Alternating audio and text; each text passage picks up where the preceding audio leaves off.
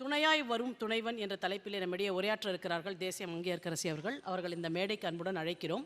விழிக்கு துணை இரு மென்மலர் பாதங்கள், மெய்குன்றா மொழிக்கு துணை முருகா எனும் நாமங்கள், முன்பு செய்த பழிக்கு துணை அவன் பன்னிரு தோள்களும், பயந்த வழிக்கு துணை வடிவேலும் செங்கோடன் மயூரமுமே என்ற அந்த பாடல் வரிகளுக்கு ஏற்ப துணையாய் வரும் துணைவன் என்ற தலைப்பில் உங்கள் முன்னே தேச மங்கையர்க்கரசி அவர்கள் மேடையை அவர் வசம் ஒப்படைக்கிறோம். பாலும் தெளிதேனும் பாகும் பருப்பும்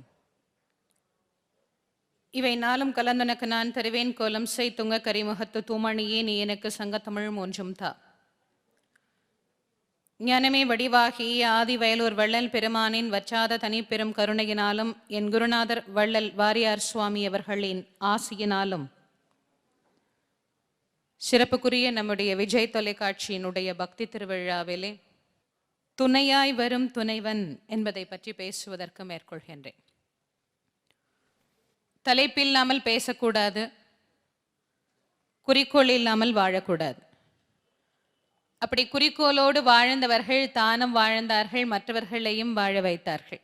அப்படி வாழ்ந்து காட்டியவர்களிலே முதன்மையானவர்கள் என்று சொன்னால் தெய்வப்புலவர் திருவள்ளுவர் முதல் என் குருநாதர் வள்ளல் வாரியார் சுவாமிகள் வரை பல பல கோடான கோடி ஞானியர்களும் மேதைகளும் தியாகிகளும் மகான்களும் ஆவார்கள்.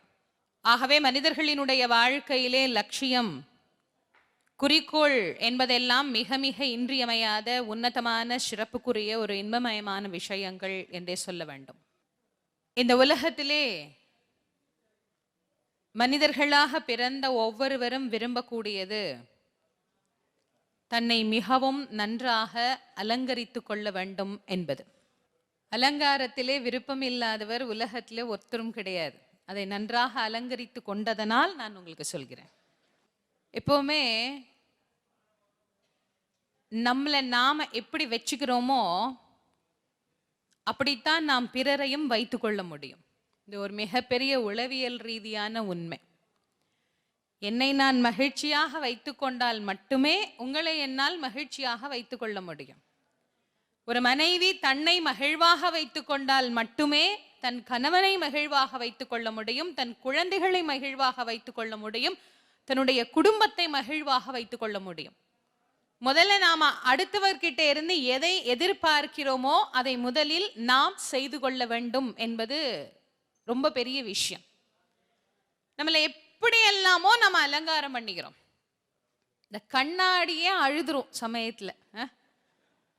எவ்வளவு நேரம் அதுக்கு முன்னாடி நம்மளால நிக்க முடியுமோ அவ்வளவு நேரம் நின்று அதுக்கு மேட்சா இது, இதுக்கு மேட்சா இது, இதுக்கு மேட்சா இது எல்லாம். இப்போ காலில் ஒன்றும் தெரிய போறது கூட கிடையாது, ஆனா அந்த செருப்பு கூட அதுக்கு மேட்சா போடணும்.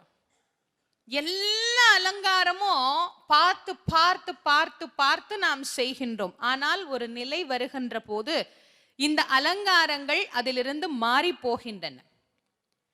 சரி, நம்முடைய அலங்காரங்களை விட்டுடுங்க, கடவுளை அலங்காரம் பண்ணி பார்க்கலாமா? நல்லா பார்க்கலாம்.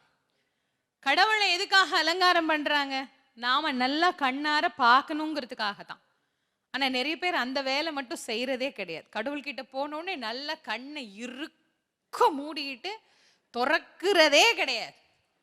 கடவுள் என்ன அத்தனை கொடூரமாவா இருக்கிறார்? எனக்கு நிறைய சந்தேகம் வரும். அழகா தானே இருக்கிறார். இங்க பாருங்க, பாண்டுரங்கன் இருக்கிறார் பின்னாடி, பண்டரிபுரம்ல இருக்கிறோமா, பக்தி திருவிழாவில் இருக்கிறோமா, சந்தேகமா இருக்குது. மேடையில கால் வைக்கிறதுக்கே மனசுல ஒரு நடுக்கம் வருது. இது மேடையா கோவிலா? எவ்வளவு அழகா அந்த பக்கம் சிவபெருமான் இருக்கார், இந்த பக்கம் பெருமாள் இருக்கார், இங்க பின்னாடி இருக்கார். ஏன் இவ்வளவு அழகா அலங்காரம் பண்ணி பார்க்கணும்? ரெண்டு பூவை வச்சுட்டு ரெண்டு விளக்க வச்சுட்டு நீங்க எல்லாம் கேட்கவா போறீங்க? ஏங்க அதெல்லாம் வச்சீங்க, அதெல்லாம் வைக்க வேண்டியதானேன்னு கேட்கவா போறீங்க? கிடையாது. ஏன்? இறைவனை பார்க்க பார்க்க பார்க்க பார்க்க பக்தி தானா வரும். கடவுளை முதல்ல பார்க்கணும். நல்ல கண்டதையும் பார்க்கிறோம்.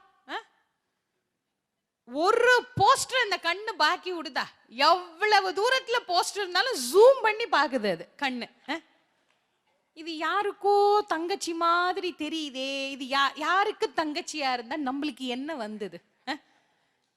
கண்ணார கடவுளை பார்க்கணும். நல்ல கண்ணை திறந்து, அதுக்கு தான் சுவாமிக்கு அம்பாளுக்கெல்லாம் கோவில்ல அலங்காரம் பண்றாங்க. சரி, அலங்காரம் எப்படி பண்ணலாம்?